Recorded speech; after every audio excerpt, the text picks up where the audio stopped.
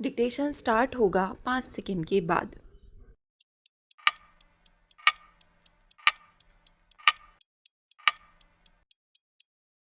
महोदय, संसद सत्र के स्थगन के दौरान हुए क्रांतिकारी परिवर्तनों की जानकारी सदन को देने के लिए मैं आज खड़ा हुआ हूँ।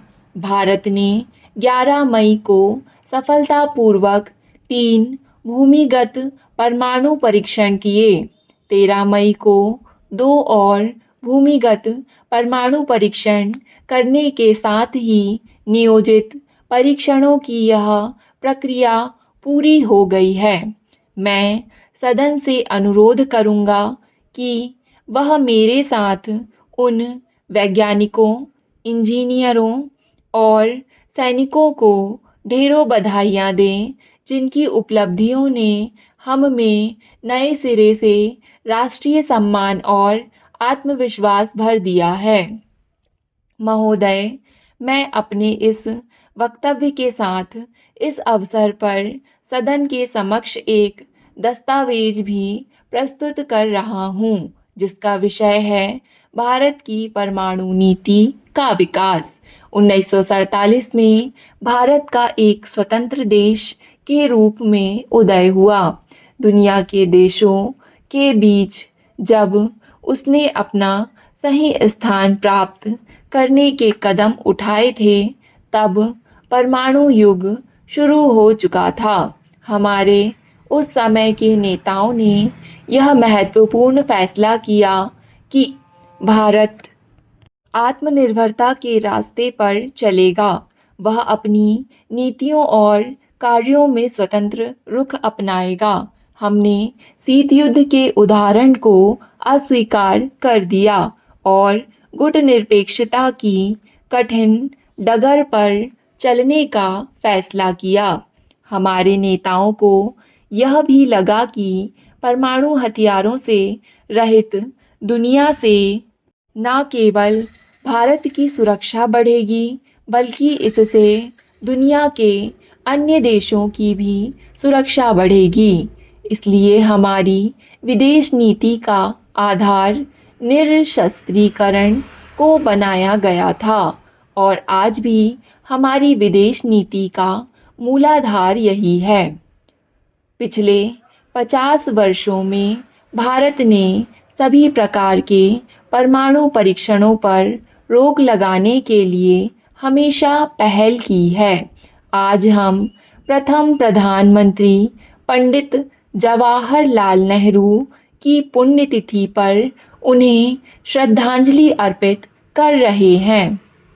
पंडित नेहरू ने 2 अप्रैल 1954 को लोकसभा को संबोधित करते हुए कहा था, परमाणु रसायन और जैविक ऊर्जा और शक्ति का इस्तेमाल कभी महाविनाश के हथियारों का निर्माण करने के लिए नहीं किया जाना चाहिए। उन्होंने सभी देशों से परमाणु हथियारों के निर्माण पर रोक लगाने तथा तैयार हथियारों को नष्ट करने के लिए विचार विमर्श शुरू करने की अपील की थी।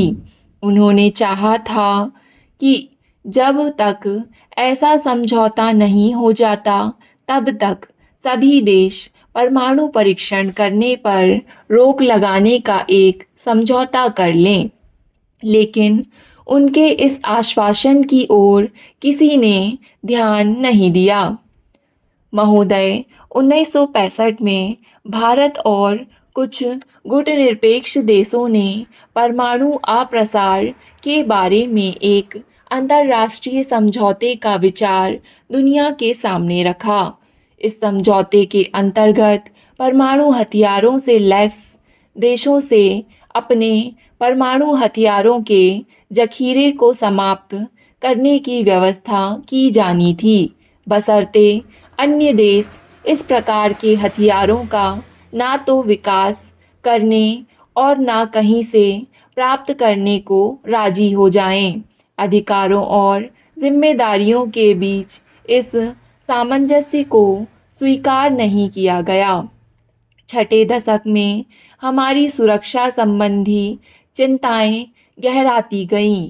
दूसरे देशों से हमने अपनी सुरक्षा सुनिश्चित करने की मांग की, लेकिन जिन देशों की ओर हमने देखा वे हमें अपेक्षित आश्वासन दे सकने में सफल नहीं हुए।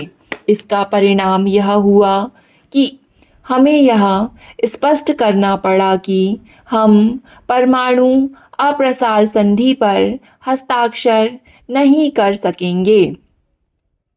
5 अप्रैल 1968 को लोकसभा में इस मामले पर चर्चा हुई। प्रधानमंत्री स्वर्गीय इंदिरा गांधी ने इस सदन को आश्वासन दिया कि इस मामले में हम पूरी तरह राष्ट्रीय सुरक्षा और अपने हितों को देखते हुए ही कोई फैसला करेंगे।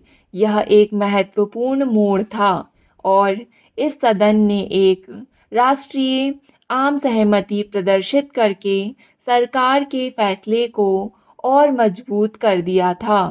परमाणु अप्रसार संधि पर हस्ताक्षर नहीं करने का फैसला हमारा इन्हीं मूल उद्देश्यों के अनुरूप था। 1974 में हमने अपनी परमाणु क्षमता का प्रदर्शन किया।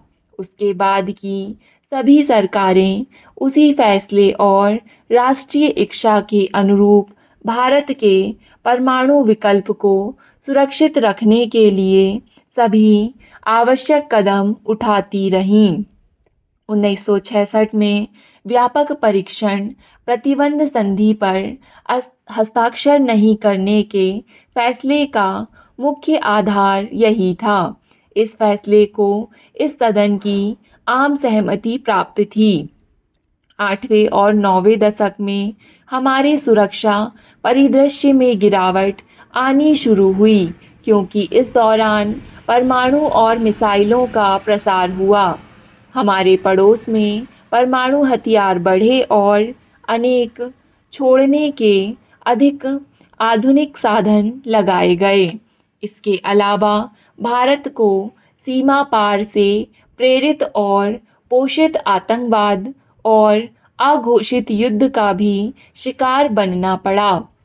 विश्व स्तर पर हमें आज भी परमाणु हथियारों से लैस देशों द्वारा दुनिया को परमाणु हथियारों से मुक्त करने के लिए निर्णयात्मक और वापस नहीं लिए जा सकने वाले कदम उठाए जाने के संकेत नहीं दिख रहे हैं। इसके उल्टे एनपीटी बिना किसी शर्त के अनिश्चित काल के लिए स्थगित कर दी गई है। स्टॉप।